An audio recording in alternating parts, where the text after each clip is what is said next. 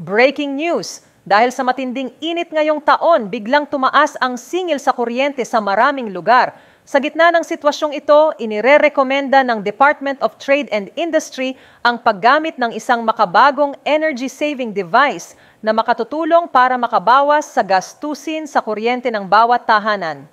Ang device na ito ay kailangan lamang isaksak sa kuryente.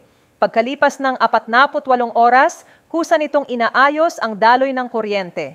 Resulta, kung dati ay mahigit 2,000 piso ang singil, maaari itong bumaba hanggang 600 piso na lang.